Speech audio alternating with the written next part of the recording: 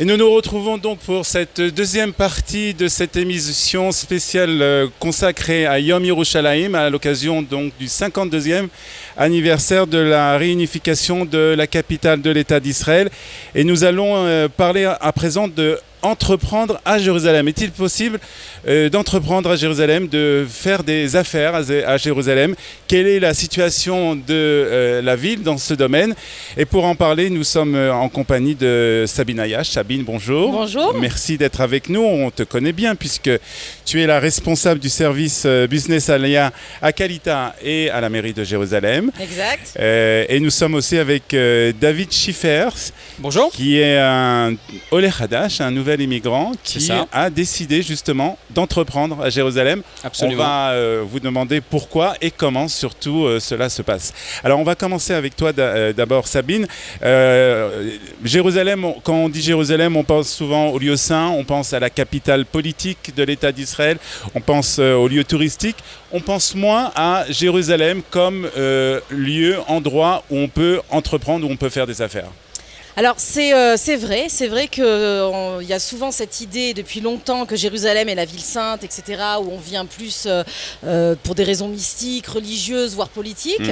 Mais alors c'était vrai pendant un très long moment et la municipalité de Jérusalem, donc quand Barkat était maire de Jérusalem et aujourd'hui Moshe Leon a repris exactement dans le même sillon, a décidé d'ouvrir la ville en fait à l'entrepreneuriat et aux entrepreneurs et on va en parler, aux high-tech des start-upers, et donc a investi depuis à peu près 5 ans dans cette direction. Donc aujourd'hui, on récolte les fruits du travail acharné qui a eu lieu dans cette ville pour justement dynamiser la ville sur le côté entrepreneuriat. C'est quoi les investissements qui ont été faits? C'est au niveau des infrastructures ou c'est vraiment des aides aussi qui sont proposées? Alors c'est tout. C'est en effet au niveau des infrastructures. Pour celui qui est venu récemment à Jérusalem, quand vous arrivez de Tel Aviv vers Jérusalem, il y a là-bas un énorme pôle d'innovation qui est en construction, qui a été signé, donc qui va bientôt voir le jour d'ici 2-3 ans, c'est debout.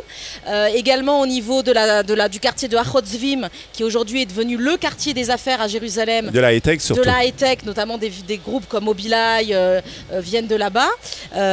Waze également a commencé là-bas. Donc beaucoup au niveau donc de l'innovation architecturale, on va dire, des bureaux, ça c'est fait.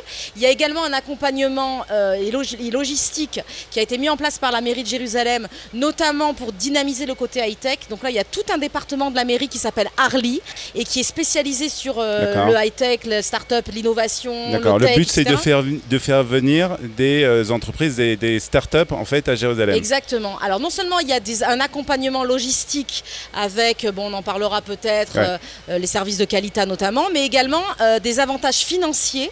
Bon alors là, ce serait trop rapide ici pour en parler, mais énormément d'avantages financiers pour les start-up. D'accord. Donc aujourd'hui, Jérusalem est en train de changer. En fait, Jérusalem est en train de devenir, on va dire, peut-être aussi la capitale des affaires en Israël. Alors depuis, il y a un sondage, il y a une étude qui a été faite l'année dernière en 2018 et Jérusalem passe officiellement comme première ville de business en Israël. Ça, c'est vraiment un scoop. Alors parce que c'est quelque chose qu'on ne pensait pas. On pense toujours, lorsqu'on parle des affaires, des startups, etc., on pense Tel Aviv, le centre, Petah Tikva. Et là, tu nous dis en fait qu'aujourd'hui, Jérusalem est c'est la première ville numéro 1 pour le business en Israël. Donc ville numéro 1, numéro 2 c'est Petah Tikva et Tel Aviv est passée à la 3e place. Donc ça aussi, elle avait la 2e, elle est passée à la 3e.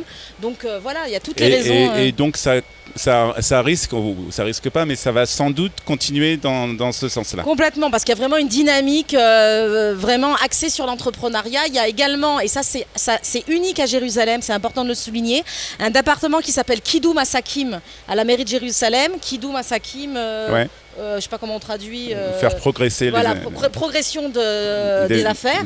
Et c'est tout un département qui est à la mairie de Jérusalem où il y a un Kabbalat Kahal, réception des entrepreneurs qui viennent et tous les chemins les plus courts pour aller payer la Arnona, pour avoir tous les permis, etc., pour pouvoir monter son entreprise. Alors, on va maintenant s'intéresser à un sujet qui nous intéresse un peu plus, nous, à Kalita, c'est les Olim Hadashim, les nouveaux immigrants. Est-ce que les nouveaux immigrants sont attirés par la ville de Jérusalem pour faire des affaires, pour entreprendre une nouvelle carrière lorsqu'ils arrivent en Israël? De plus en plus. Le problème, c'est que les Olim Hadashim ne venaient pas à Jérusalem parce qu'on leur proposait pas, on leur offrait pas des conditions avantageuses.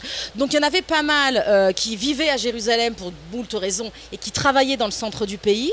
Aujourd'hui, on voit que les gens arrivent, vivent et travaillent à Jérusalem. C'est d'ailleurs le cas de David, qui a trouvé donc toutes les conditions favorables pour pouvoir monter et gérer son entreprise et prospérer ici, dans la ville. Alors justement, on va en parler avec David, puisque c'est un exemple, on va dire que c'est même un bon exemple, hein, un succès, une réussite, puisque David, vous avez fait avec votre femme et vos enfants, votre alia, il y a tout juste quelques 11 mois. 11 mois, donc même 11 pas mois tout juste, ça fait même 11 pas mois un qu'on an. est ici. Donc, effectivement, on a ouvert une entreprise il y a 2 mois officiellement. J'avais déjà une entreprise en France. Dans quel domaine? Dans le domaine de l'informatique, les services informatiques pour les entreprises, ce qu'on appelle ici les services IT. Donc on fournit aux entreprises, selon le besoin, l'ensemble du panel des besoins en matière d'informatique, sécurité, sauvegarde, gestion du poste de travail, des utilisateurs, etc.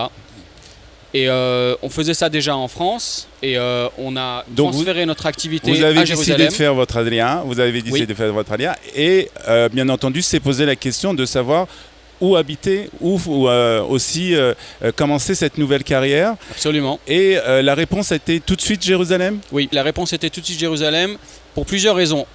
Des raisons personnelles d'abord, pour l'éducation des enfants, le climat et toutes les bonnes raisons qui font qu'on est là maintenant. Et puis, bien sûr, s'est posé la question du travail, de l'activité professionnelle. Et Jérusalem s'est presque imposé comme une évidence pour une raison très simple.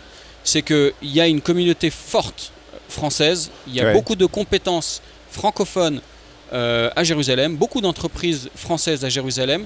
Et la high-tech se développe beaucoup à Jérusalem également et énormément d'opportunités. Donc vous avez en fait vu qu'il y avait un marché possible très important justement dans le domaine dans lequel vous travaillez. Absolument, il y a les deux aspects, il y a un, le marché et deux, les compétences. Donc si j'ai besoin de recruter, je sais que je trouverai ici et je sais que je trouverai des clients ici. D'accord. Alors, à partir du moment où vous avez décidé de venir donc à Jérusalem, donc vous avez pris cette décision, bien entendu, après il faut réaliser cette décision, il faut réaliser ce rêve. Alors comment ça s'est passé pour vous? Alors c'est là où Qualita est intervenu de manière hyper efficace. On a contacté Qualita dès le début de notre démarche entrepreneuriale et on a eu énormément d'aide sur tous les domaines. Alors c'est une aide qui est là pour aider vraiment les gens qui sont entrepreneurs, qui ont envie vraiment de réaliser quelque chose. Oui, tout à fait. Qualita accompagne, conseille, donne les bonnes orientations, oriente vers les bonnes personnes, aide dans les démarches de A à Z, que ce soit sur des questions de comptabilité, de gestion, de marketing, d'innovation. Vraiment, il y a tous les interlocuteurs qui sont là, qui sont orientés par Qualita. Il y a des locaux à disposition. Voilà. De votre expérience, quelles sont les plus grosses difficultés que vous avez rencontrées dans ce processus justement pour vous installer à Jérusalem? Alors, je dirais que la question numéro 1, ça va être le sujet de l'administration. L'administration... Comment s'en sortir? Comment savoir? Est-ce qu'il y a des équivalences entre la France et Israël? Est-ce que la sécurité sociale est l'équivalent du Bitor Leumi, par exemple? C'est des pièges dans lesquels on peut... C'est pas des pièges, mais c'est des sujets dans lesquels on peut facilement tomber quand on arrive de France.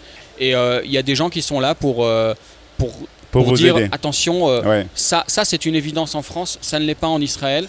Et il y a de multiples points qui sont dans ce cas-là. Alors, j'en ai cité un, mais il y en a plein. Et donc l'administration est un énorme point.